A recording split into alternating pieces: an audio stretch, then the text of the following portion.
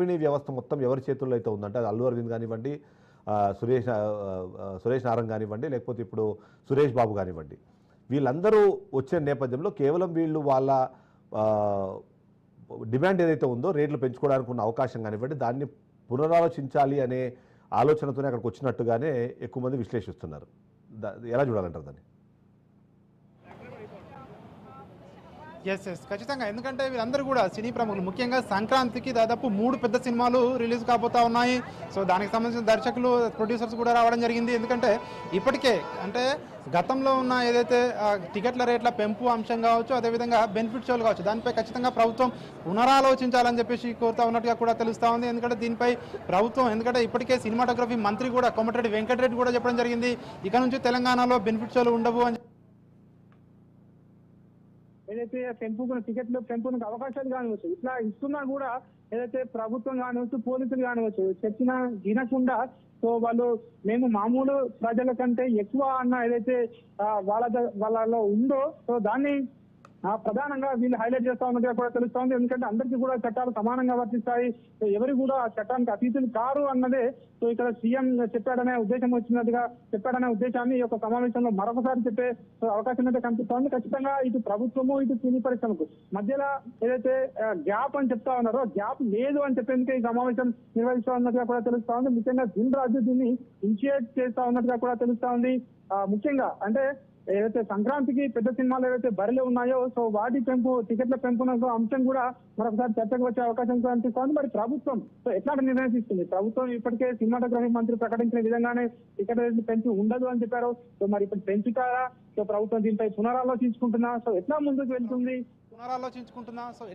వెళ్తుంది సో అనే దానిపై అయితే ఒక సస్పెన్స్ అయితే కొనసాగుతా ఉంది.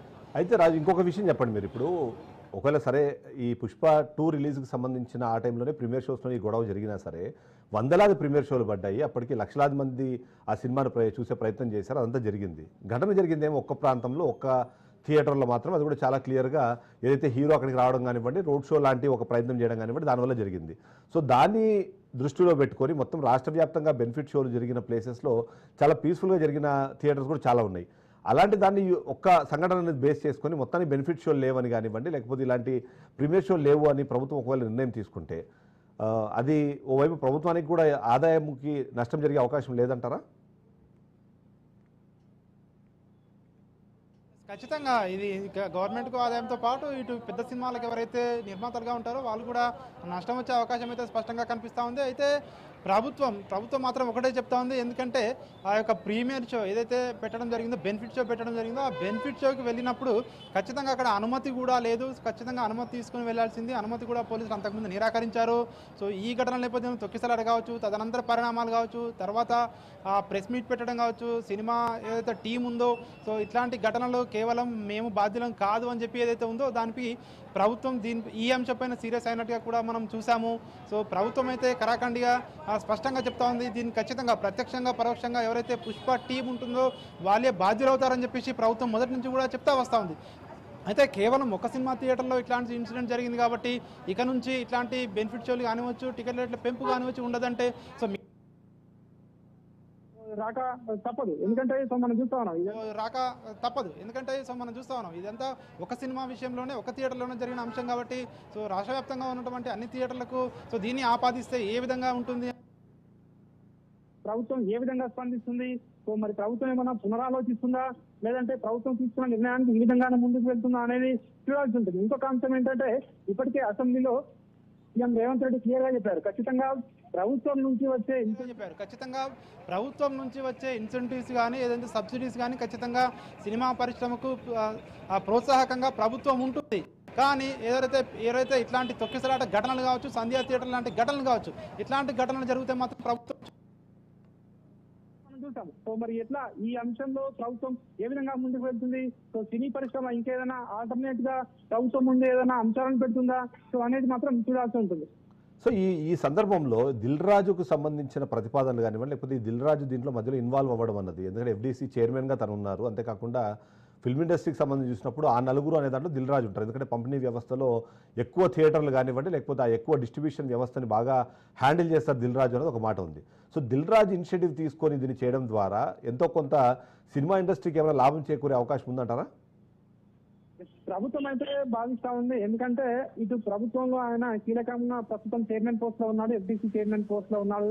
సో అదే విధంగా ఇటు నిర్మాతల సైడ్ చూస్తే ఆయన కూడా డిస్ట్రిబ్యూటర్ నిర్మాతగా కూడా ఉన్నారు కాబట్టి సో ఖచ్చితంగా ఆయన ద్వారా ఏదైతే ఈ సమస్యలు కానివచ్చు, ప్రస్తుతం జరుగుతున్న పరిణామాలు కావచ్చు, వీటన్నిటికీ కూడా ఒక పరిష్కారం దొరుకుతుంది అనే భావనలో అయితే సినీ ప్రముఖులు కూడా ఉన్నట్టుగా కూడా తెలుస్తా ఉంది. అయితే సో ఈసారి అంటే ఈ ఒక మీటింగ్ తోటే అన్ని సమస్యలు పరిష్కారం అవుతాయా, లేదంటే ఇట్లాంటి మీటింగ్ ఇంకా భవిష్యత్తులో జరగాల్సిన అవసరం ఉంటుందా అనేది మాత్రం ఇంకా చూడాల్సి ఉంటుంది. ఎందుకంటే ఈ యొక్క మీటింగ్ లో సో ఎట్లాంటి అంటే గవర్నమెంట్ ఏ అంశాలకు ఓకే చెప్పే అవకాశం కూడా ఏ అంశాలకు ఓకే చెప్తున్నా అనేది ఒకటి, అదేవిధంగా సినీ ప్రముఖులు సో ఎట్లాంటి అంశాలను ప్రభుత్వం ముందుకు పెడుతున్నారు అనేది సో ఇక్కడ మనము చూడాల్సి ఉంటుంది. ఎందుకంటే సో వాళ్ళు ఇంతకు ముందు అంటే గత 10 సంవత్సరాల్లో బీఆర్ఎస్ గత 10 సంవత్సరాల్లో బీఆర్ఎస్ ప్రభుత్వంలో మనం చూసాము.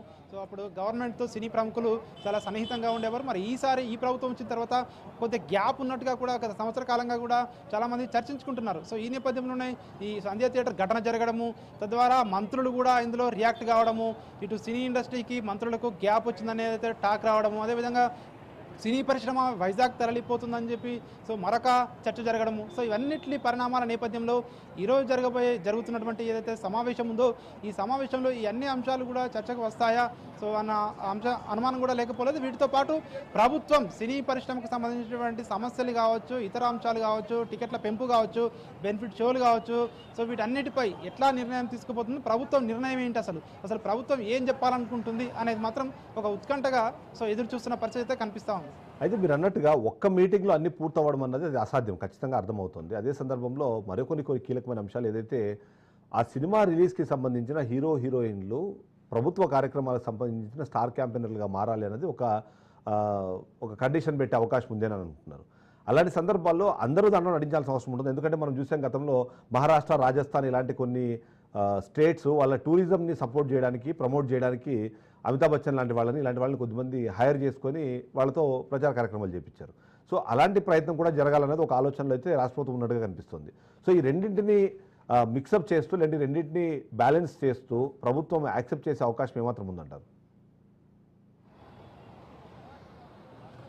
అంటే ప్రభుత్వం మాత్రం వీళ్ళకైతే ఒక అంటే ఇనిషియేటివ్ తీసుకోవాలి ఖచ్చితంగా. ఎందుకంటే సినీ ప్రముఖులు కూడా ప్రజల సినిమా చూస్తేనే ప్రజల డబ్బుల ద్వారానే సినీ ప్రముఖులు ఉంటున్నారు కాబట్టి సో ఖచ్చితంగా వాళ్ళకి కూడా సోషల్ రెస్పాన్సిబిలిటీ ఉంటుంది అనే ఉద్దేశం అయితే ప్రభుత్వం నుంచి వస్తున్నట్టుగా కూడా మనకు తెలుస్తూ ఉంది.